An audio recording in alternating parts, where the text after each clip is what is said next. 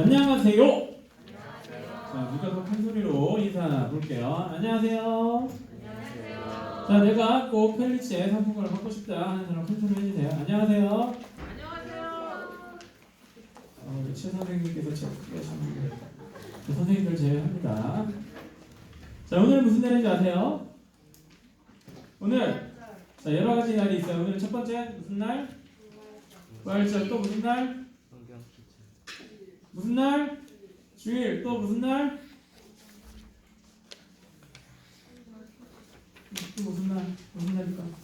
한번 생각을 해보시죠. 무슨 날일까? 오늘은 4월 12일. 맞아요. 같은 날인데 여러 가지 것들이 있죠. 참. 오늘은 복되고 복된 날인 것 같습니다. 그 이유는 무엇이냐면 주일만으로도 복된 날인데 오늘은 주일 중에서도 특별히 1년에 단 한 번밖에 없는 부활 주일로 지켜지는 날이 바로 오늘입니다. 우리 친구들 4월달 동안 예수님께서 십자가에서 달려서 죽으시기 전에 하셨던 그 말씀을 가지고 나누려고 하는데 오늘 두 번째 이야기 마태복음 27장 46절 한 절 보도록 하겠습니다. 마태복음 27장 46절 우리 같이 한 목소리로 읽어볼까요? 시작. 엘리 엘리 라마 사박다니 하시니 이는 곧 나의 하나님 어찌하여 나를 버리셨나이까 하는 뜻이다. 아멘. 다시 오늘 말씀은 45절부터 봐야 돼요. 45절 보면 이런 말씀이 있어요. 제6시로부터 온 땅의 어둠이 임하여 제9시까지 계속 되더니 그리고 나서 제9시에 예수님께서 이런 말씀을 하셨다라고 되어져 있습니다. 예수님께서 십자가 상에서 말씀하셨던 것을 보면 총 7가지라고 얘기를 해요. 그것을 가상칠언이다라고 하는데 오늘 본문 말씀은 그 중에 두 번째가 아니라 사실은 네 번째 나오는 그런 말씀이기도 합니다. 오늘 이 말씀을 통해서 우리가 같이 하나님의 말씀을 통해서 우리가 한 주는 어떻게 살아야 되는지 우리는 어떻게 살아야 되는지 하나님의 마음은 어땠는지 그러면 나는 그 하나님께 어떤 마음으로 살아가야 되는지에 대해서 잠깐 나누려고 합니다. 보니까 오늘 제90쯤이다라고 되어져 있어요. 자, 제90 질문하겠습니다. 제9시라고 하면 몇 시일까요? 너무 쉽나? 제9시라면 몇 시일까요? 9시, 한국으로 하면 9시죠. 그런데 이스라엘이라고 하는 나라의 시간은 우리나라 시간에 6시간을 더해보세요. 그러면 제9시는 몇 시일까? 9시 더하기 6 뭐예요? 너? 15면 몇 시? 3시쯤. 예수님께서 3시쯤 이런 말씀을 하셨다라고 되어져 있어요. 그리고 그 앞에 보니까 제6시 그러면 몇 시? 12시가 되겠죠. 12시부터 지금 9시까지 3시까지 계속 어두워져 있었다라고 되어져 있어요. 제가 옛날에 아주 어렸을 때는 아니군요. 초등학교 6학년 때 몇 년이시 그때가 1990 몇 년인지 기억이 안 나요.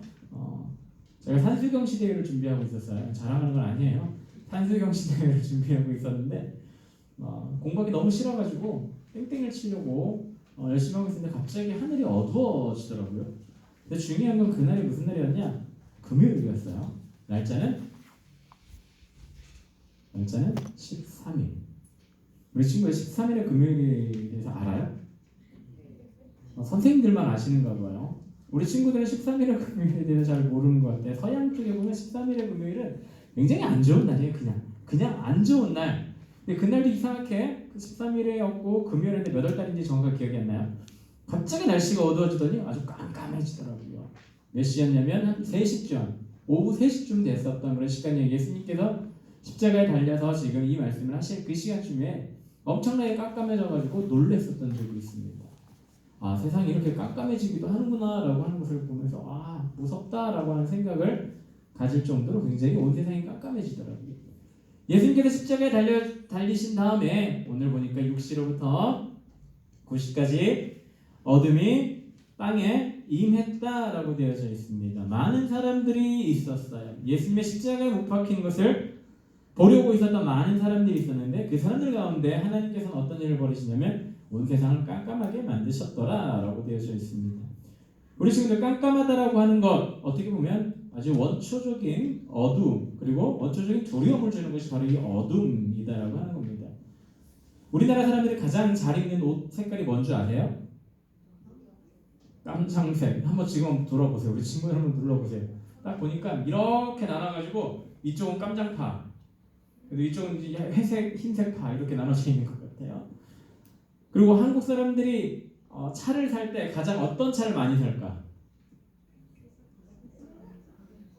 딱 세 가지 색이에요. 한국 사람들을 보면 흰색, 검정색, 회색, 쥐색이다라고 얘기를 하는 이 세 가지 색을 많이 사. 그 이유는 무엇이냐면 하얀색이니까 그냥 좋으니까 많이 사는 거고, 검정색은 옛날에 고급 차들만 검정색이 있었어요. 좋은 차들. 요즘은 다 검정색이 있지만 옛날에 그랬거든요. 그래서 검은색 차를 타고 다니면 뭔가 있어 보이는 그런 것이 있고, 회색은 왜 회색을 살까? 우리 친구들 세차 안 해봤죠? 세차하기 싫은 사람은 회색 차를 많이 사요. 왜냐면 제일 티가 안 나거든요. 검정색과 하얀색은, 특히 검정색은 티가 엄청나 잘 나거든요. 그래서 부자들만 탈 수 있는 차였어요. 왜냐면 부자들은 기사를 두고 있기 때문에, 기사들이 보면 옛날에 보면 사장님들 차에 있으면 기사들이 하는 일이 뭐냐면 사장님들 내려들고 나서 하는 일을 계속 차 닦고 있어요. 계속 차를 닦아요. 그래서 차가 반짝반짝 되게 멋있더라고요. 진짜 멋있는지 안 멋있는지 모르겠지만 요즘은 꼭 그런 것 같지는 않아요. 검정색이다라고 하는 것은 우리나라뿐만 아니라 세상의 모든 사람들에게 참으로 가깝게 다가오는 색이기도 합니다. 그리고 하나님께서 유대인들을 선택해서 출애굽을 하셨을 때 마지막 재앙이 있습니다. 10가지 재앙 중에 마지막 재앙이 무엇이었었죠? 장자의 죽음. 근데 그 장자의 죽음 전에 있었던 재앙이 하나가 있었어요. 그것이 무엇이었을까? 어둠의 재앙이었어요. 어둠과 장자의 재앙이 연결되어져서 완전히 애굽 땅, 이집트 땅을 완전히 멘붕 가운데 빠뜨리셨거든요. 어둠이라고 하는 것은 그만큼 사람들에게는 두려움이 가득한 그런 거이기도 합니다. 그리고 우리 친구들 도시에 살아서 잘 모를 거예요. 요즘에 밤 12시에 나가도 밖에 나가면 환하잖아요. 다들 보이기도 하고 걸어 다니는데 전혀 지장이 없죠. 그런데 시골 같은 데 한번 가보세요. 가로등이 하나도 없는 시골 같은 데 한번 가보세요.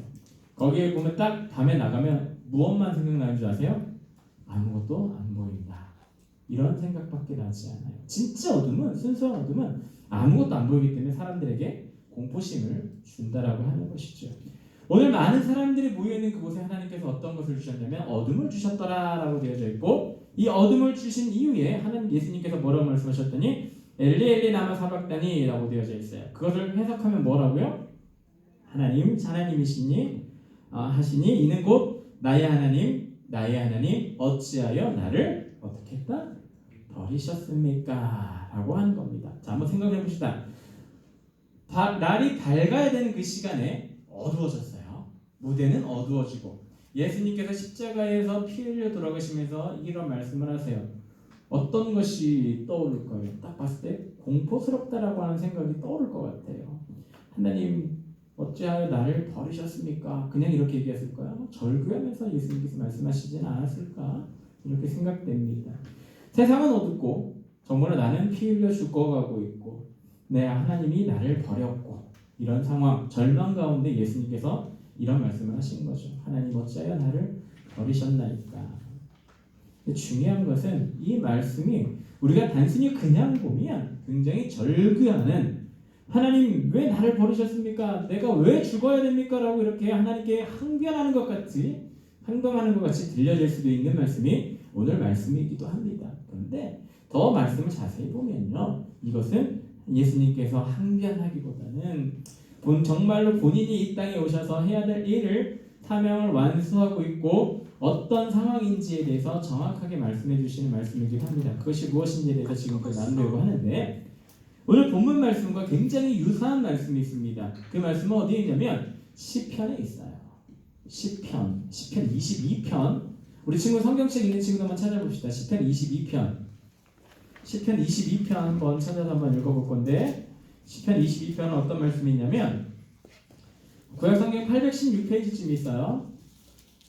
시편 22편 보면 이거 제목이 다윗의 시다라고 되어져 있어요. 다윗이다라고 한 사람이 쓴 시인데, 이 시는 어떻게 분류를 됐냐면 탄식시다라고 이렇게 얘기를 하고 있어요. 하나님 앞에 탄식으로 기도하며 하나님 힘들어요 나의 어려움을 아시잖아요. 하나님 도와주세요. 간절히 기도하는 걸 탄식시라고 얘기해요. 쉽게 얘기하면. 근데 그 탄식시인데 22편 1절에 보면 이렇게 되어 있어요. 내 하나님이여 어찌 나를 어떻게 했다고요? 버리셨나이까. 예수님께서 십자가에 달려 돌아가시기 훨씬 이전에 다윗이라고 하는 사람이 이런 고백을 하고 있는 겁니다. 우리 예수님이 다윗의 20편을 몰랐을까요? 분명히 예수님은 알고 계셨습니다. 그러니까 오늘 똑같은 말씀을 그대로 이야기하고 있는 것이지요. 근데 중요한 건 다윗 10편, 22편 처음에는 하나님 너의 어찌하여 버리셨습니까? 이렇게 이야기를 하고 있어요. 근데 나중에 보면 이 22편 나중에 보면 어떤 걸 있냐면 하나님께서 나를 버리셨으니까 내가 힘들어 죽겠습니다 이게 아니라 나중에 가면 어떻게 되어져 있냐면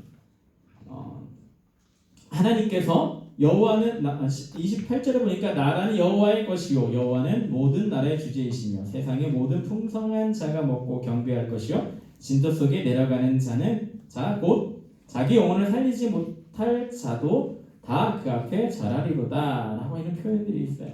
처음에는 하나님 내가 너무 힘들어요 이렇게 얘기하고 있지만 나중에 뭘 얘기하고 있냐면 하나님은 하나님이십니다. 하나님께서 나를 인도하여 주셨습니다. 하나님께서 나를 이끌어 주실 겁니다. 하나님께서 나와 함께하여 주십니다 라고 고백을 하고 있다라고 하는 거예요. 처음은 비탄처럼 보이지만 처음엔 너무나도 힘들다 그러는 것처럼 보이지만 나중에 뭐로 끝나냐면 하나님께 감사합니다. 하나님을 인정하는 것으로 이 시편은 끝나고 있어요. 예수님은 분명하게 이것을 알고 있었어요. 그래서 말씀하시기를 마지막에 말씀하셨던 그 말씀들 중에 하나님 어찌하여 나를 버리셨습니까? 라고 하는 이렇게 고백을 하고 계시는 것이죠. 그래서 시편의 이 고백을 봤을 때 예수님의 그 고백은 단순히 탄식으로 하나님 내가 힘듭니다. 너무 힘듭니다. 절망 가운데 울부짖는 그런 말이 아니라 결국은 이 말씀은 무슨 말씀이시냐면 겉으로 볼 때는 그럴지 모르겠지만 자세히 보면 하나님 내가 이 땅에 와서 십자가에 집니다. 나의 사명을 잘 감당하고 있습니다. 하나님 감사합니다 라고 하는 표현이 있는 말씀이 오늘 본 말씀인 거예요. 자, 근데 왜 감사함이 있는지 한번 살펴보겠습니다. 하나님이 사람을 만드시고 나서 뭐라고 말씀하셨을까요? 좋았더라. 사람을 만드시고 좋았더라 라고 말씀하신 거예요. 다른 말로 하면 다른 것도 만드시고 좋았더라라고 말씀하셨지만 하나님께서 사람을 보시고 특히 더 좋았더라라고 얘기를 하고 있어요. 그 이유는 무엇이냐면 자신의 형상대로 만들어져 있거든요. 우리 친구들은 알지 아직 모를 겁니다. 만약에 우리 친구들 나중에 결혼해서 아이를 낳아보세요. 나랑 비슷하게 생긴 애가 이렇게 딱 태어났어요. 그럼 얘를 보면 어떤 기분이 드시는 줄 아세요? 그냥 좋아요. 다른 이유 없어요. 물론 왼수 같은 짓 많이 하죠. 그러나 얘를 보면 그냥 좋아요. 그게 부모와 자녀거든요. 그러니까 이런 말이 있죠. 내리사랑이다라고 하는 말이 있어요. 이것은 무슨 말이에요? 사랑은 위에서부터 밑으로 간다. 위에서 올라가는 건 거의 없더라고요. 아무리 효자라고 해도 부모 사랑보다 못한 것이 사랑이다라고 하는 것인데 보면 저도 그래요. 저도 인지라고 하는 꼬맹이가 있긴 하지만 이 녀석 괜히 맨날 보면 배를 뻑 튀어나와가지고 말도 안 듣고 막 그래요. 근데 배 이렇게 만지면서 애 얼굴 보면 얼마나 기분 좋은지 몰라요. 그 이유는 무엇이냐면 그냥 좋은 거거든요. 내 자녀니까. 나랑 비슷하게 생긴 얘가 내 자녀니까 내가 좋은 거거든요. 하나님도 마찬가지예요. 우리가 누구의 형상대로 창조를 받았냐면 하나님의 형상대로 창조되었잖아요. 그러니까 하나님 보시기에 우리는 무조건 어떤 사람이냐? 좋은 사람이에요. 보면 좋은 사람이 바로 우리다라고 하는 겁니다. 그런데 이 사람이라고 하는 존재가 어떻게 되었냐? 죄인이 되어버렸다라고 하는 거예요. 이 죄인이 되었다라고 하는 것에 이 죄라고 하는 것 하나님이 이 세상에서 가장 싫어하는 것이 바로 이 죄인데 가장 사랑하는 녀석이 죄인이 되어져 있어요. 하나님 입장에서는 얘를 사랑하는데 제일 싫어하는 것이 있어요. 자, 애물단지가 되어버린 것이죠. 그것이 사람이라고 하는 존재예요. 그래서 하나님께서는 이 사람의 이 죄를 없애기 위해서 예수님을 이 땅에 보내주신 거예요. 예수님께서 이 땅에 와서 사람들의 죄를 대신해 죽을 수 있는 이유는 단 하나. 예수님은 죄가 없으신 분이기 때문에 가능한 거다라고 계속해서 이야기를 하고 있지요. 예수님께서 이 땅에 오셔서 사람의 죄를 그가 대신 가지고 죽은 거예요. 다른 말로 한번 해봅시다.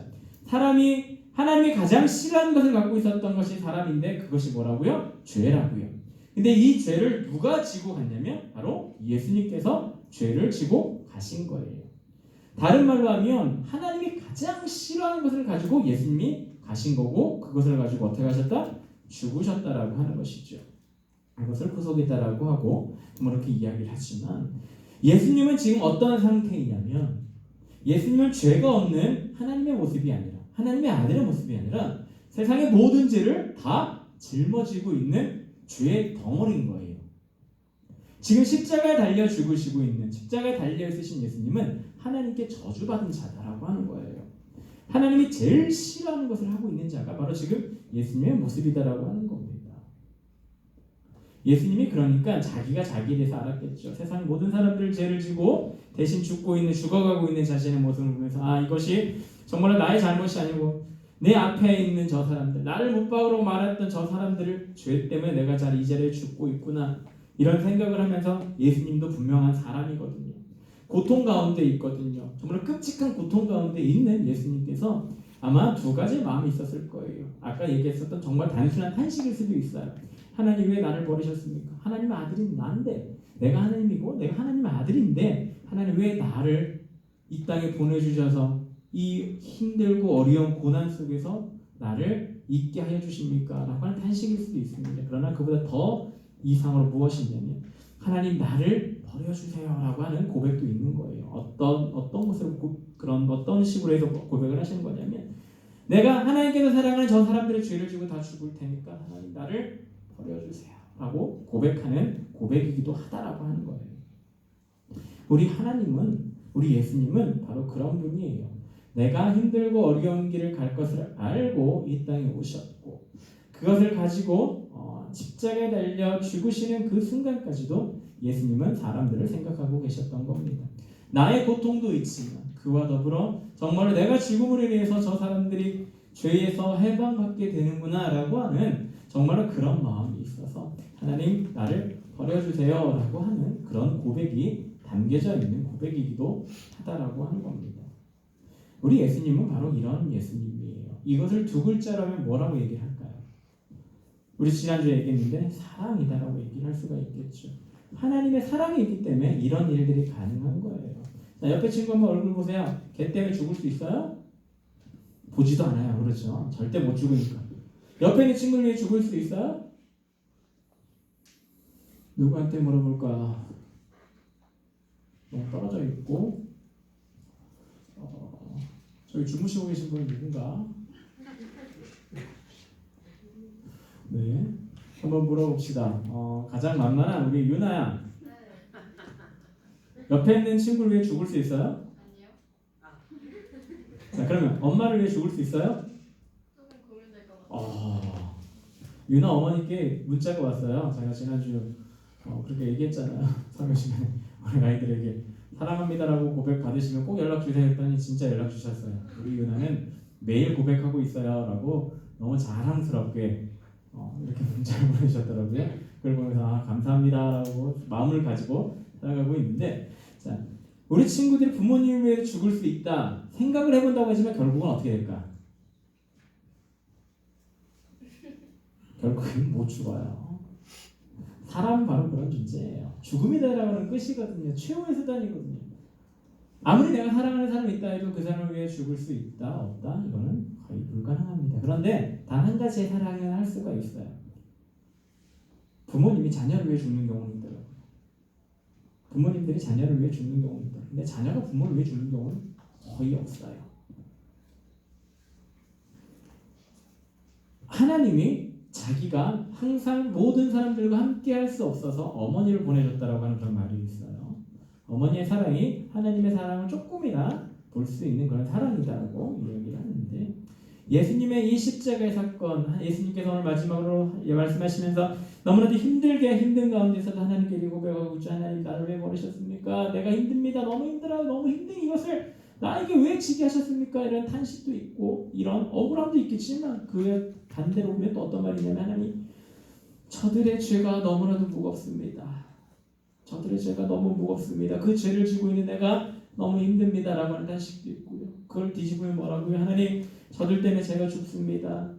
하나님이 사랑하는 저들 때문에 내가 죽습니다라고 하는 그런 고백도 있는 겁니다. 다른 말로 그 고백을 하나님 내가 저들을 사랑합니다라고 하는 고백이다라고도 볼 수가 있는 그런 고백을 예수님께서 오늘 하고 계신 겁니다. 예수님의 사랑을 우리들에게 보여주신 것이 십자가의 사건이에요. 그러니까 우리는 이번 한 주 동안 어떻게 살아야 될까? 지난주에 사랑하는 마음으로 살아가자라고 얘기를 했어요. 근데 이번 주는 어떤 마음으로 살아갈까? 사랑하는 마음이 아니라 이제 나를 사랑해 주셔서 대신 죽으신 그 예수님께 감사하는 마음으로 살아갔으면 좋겠습니다. 우리 친구들이 오늘 하루 종일 그리고 얼마나 한번 살펴보세요. 내가 오늘 하루 종일 살면서 얼마나 감사합니다라고 이야기를 하고 있나. 기도할 때 빼고요. 기도할 때 습관적으로 하는 하나님 감사합니다 빼고요. 나는 과연 얼마나 감사합니다라고 살아가고 있나 한번 생각해 보시기 바랍니다. 한국 사람들은 참 이상한 것이 하나가 있는데 그것이 무엇이냐면 감사합니다라고 하는 말을 잘 안 해요. 영어로 말하면 뭐죠? 영어로 말하면 T로 시작해요. 다 알잖아요. 왜 모르죠? 영어로 하면 뭐라고? 크게! 그래요. 역시 우리 청중이밖에 없는 거예요. 땡큐. 미국 사람들 봤어요? 우리 친구들 미국 사람들 봤어요? 그 사람들은 항상 무슨 말 끝에마다 항상 하는 게 땡큐예요. 그 사람들 항상 감사합니다, 감사합니다 살아가는 거예요. 아무리 내가 싫어하는 사람이 있다 해도 감사합니다라고 얘기를 해요. 스페인어로 감사합니다가 뭔지 알아요?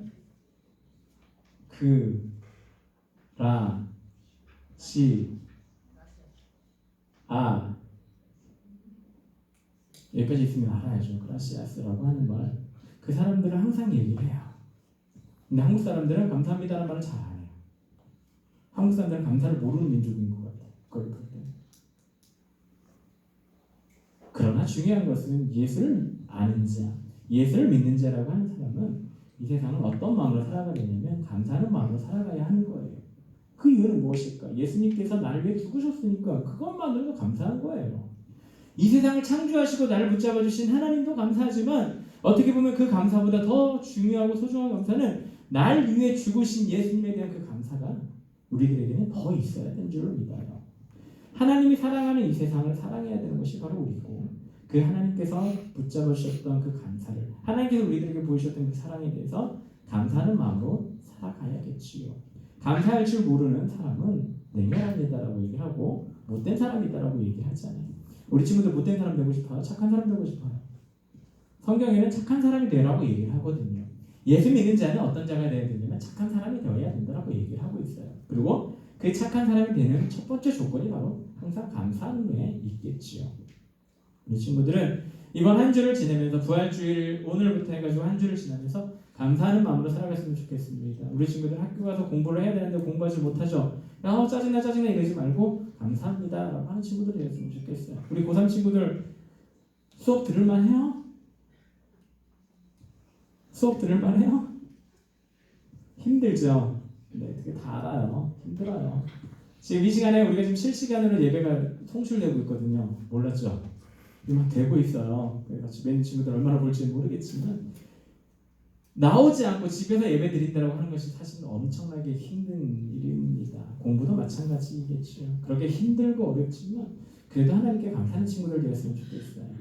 이 자리에 있는 친구들이 어려운 상황을 지나가고 있지만 부활주를 맞이해서 어찌하였든 나를 위해 죽으신 예수님에 대한 그 사랑에 감사하는 마음이 우리들에게 있어야지만 우리는 세상 사람들을 사랑할 수가 있고 하나님의 자녀로 살아갈 수가 있는 것이고 하나님께서 원하는 착한 사람이 될 수가 있는 겁니다. 오늘 십자가상에서 말씀하셨던 우리 예수님의 그 간절한 고백, 정말 그것을 생각하면서 정말로 단순히 보여져 있는 정말 그 말 하나님 날 왜 버리셨습니까? 라고 하는 강력한 탄식만 생각하지 말고 그 이면에 있는 하나님 내가 저들 위해 대신 죽습니다. 하나님 내가 저들 위해 대신 죽습니다. 내가 저들 사랑해서 저들 위해 대신 죽습니다. 라고 하는 그 말씀을 생각하면서 우리 친구들 이번 한 주 정말 하나님께 감사하는 마음으로 살아가는 친구들 되었으면 좋겠어요. 적어도 하루에 10번 이상 감사합니다라고 하는 말을 하는 친구들이 되었으면 좋겠어요. 적어도 다른 친구들과 전화할 때도 감사합니다라고 항상 했으면 좋겠어요. 특히 배달 전화 치킨 많이 시켜 먹죠. 요즘은 외부로 안 시키고 전화해서 많이 시켜 먹는다고 그러더라고요. 요즘에 배달의 민족 사건 때문에 전화하면 항상 할 때마다 감사합니다라고 얘기하고 혹시 편의점 같은 데 가서 물건 사러 갔을 때 나올 때 돈만 받고 그냥 나가는 것이 아니라 감사합니다라고 얘기할 수 있는 그런 친구들이 다들 되었으면 좋겠어요. 적어도 거기서부터 시작을 해서 하나님을 바라보고 하나님께서 말씀하셨던 그것대로 감사함으로 살아가는 우리 친구들 되시기를 간절히 소원합니다. 기도하겠습니다. 하나님, 예수님께서 십자가에 달려 돌아가셨을 때 하셨던 그 말씀을 생각을 합니다. 하나님, 나를 어찌하여 버리셨습니까?